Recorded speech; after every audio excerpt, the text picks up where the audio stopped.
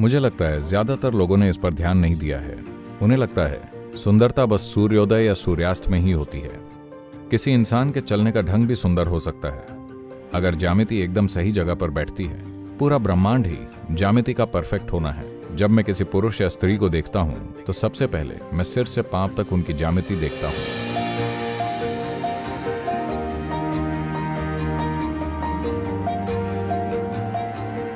मैं एक बुनियादी सवाल से शुरू करना चाहूँगी, एक साधारण सवाल से।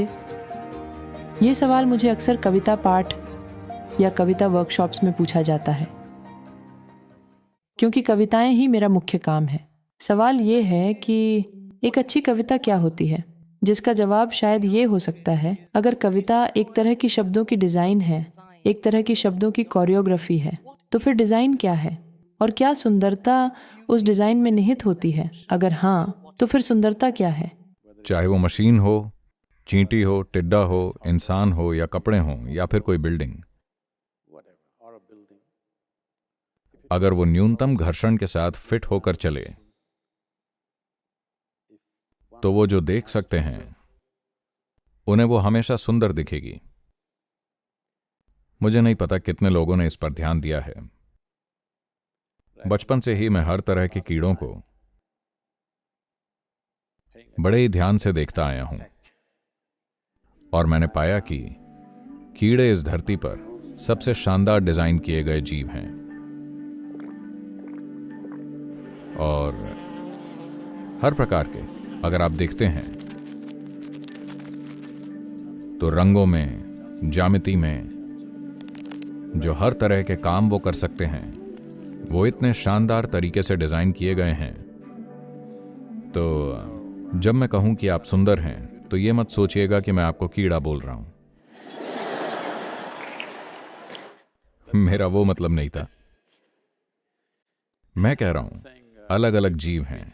हमारे 2 पैर हैं, किसी के 4 हैं, किसी के 6, 8, 12, जितने भी हों। लेकिन प्रकृति और एवोल्यूशन की सुंदरता इसमें है कि डिजाइन को परफेक्ट किया गया है। मुझे लगता है ज्यादातर लोगों ने इस पर ध्यान नहीं दिया है। उन्हें लगता है सुंदरता बस सूर्योदय सूर्यास्त में होती है। छोटी छोटी चीजें भी बहुत सुंदर होती हैं क्योंकि उन्होंने न्यूनतम घर्षण पर काम करना सीख लिया है। अगर आप देखें, मान लीजिए आप किसी कीड़े की गतिविधि को देखें, उसकी गतिविधि को मापें कि वो कीड़ा कितना काम करता है, कितना खाना खाकर, तो साफ दिखेगा कि वो ज्यामितीय रूप से परफेक्ट है। न्यूनतम घर्षण है। तो हर वो चीज जो अच्छे से बनी है मुझे उत्साहित करती है, चाहे वो मशीन हो या बिल्डिंग या कीड़ा या जानवर या इंसान। अगर हम इंसानों की सुंदरता की बात करें, अगर आप किसी को तब देखें जब वो खुश होते हैं तो हर कोई सुंदर लगता है। नाक या ठुड्डी का आकार कुछ भी हो, जब वो खुश होते हैं तो वो हमेशा सुंदर दिखते हैं। लेकिन अगर किसी के नाक या ठुड्डी का सबसे अच्छा माने जाने वाला आकार भी हो, पर जब वो नाखुश होते हैं तो वो सुंदर नहीं लगते। तो अगर आप जीवन में उमंग से भरपूर हैं तो आप सुंदर दिखेंगे। मेरा मतलब है चेहरे से।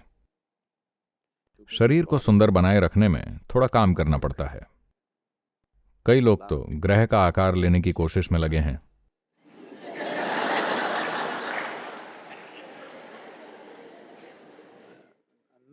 नहीं, मैं अपमानजनक तरीके से नहीं बोल रहा हूं।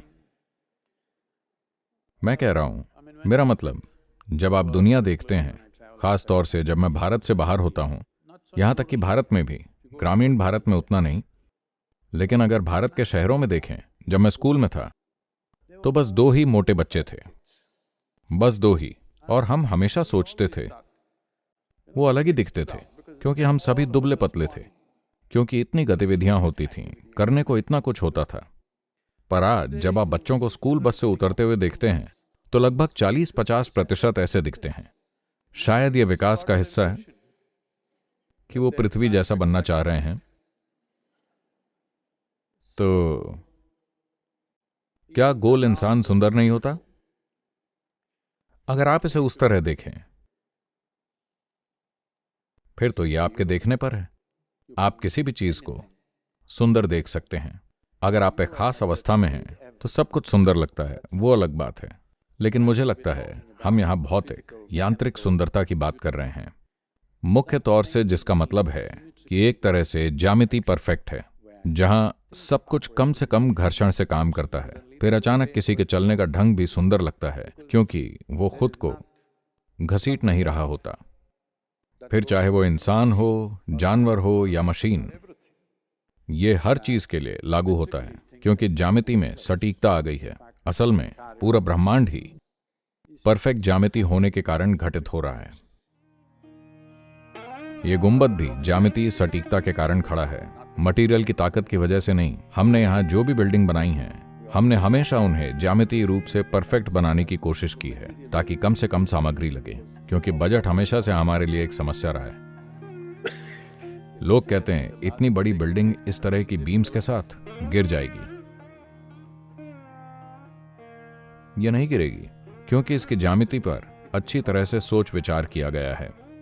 तो क्रम विकास की प्रक्रिया ने हमेशा ज्यामिति को देखा है। यह ब्रह्मांड ही ज्यामिति का परफेक्ट होना है। पृथ्वी अपने रास्ते पर इसलिए टिकी हुई है क्योंकि इसकी ज्यामिति एक तरह से परफेक्ट है।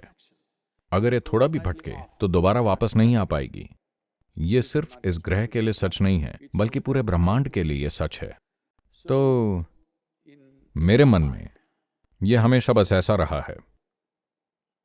अगर मैं किसी पेड़ को देखूं, बादल को देखूं, किसी पुरुष, स्त्री या कुछ भी देखूं, तो मैं हमेशा उनकी ज्यामिति देखता हूं। सबसे पहले मैं सिर से पांव तक उनकी ज्यामिति देखता हूं, उसके बाद बाकी सब चीजें, क्योंकि ज्यामितीय रूप से वो सही होना चाहिए, तभी वो टिकेगा। नहीं तो उसका जीवन काल ही कम हो जाता है, चाहे वो बिल्डिंग हो या कोई जानवर, जीव, कुछ भी हो। अस्तित्व में कोई भी रूप अगर वो ज्यामितीय रूप से एक तरह से तालमेल में नहीं होगा, तब वो समय से पहले ही समाप्त हो जाएगा। The entire yogic system is just that. पूरा योग विज्ञान इसी पर आधारित है, शरीर को ब्रह्मांडीय ज्यामिति के साथ तालमेल में लाना, ताकि जब आप बैठें, अगर आप यहां 2 दिन तक भी बैठें तो भी कोई दिक्कत नहीं है, क्योंकि आपने शरीर की ज्यामिति को समझ लिया है।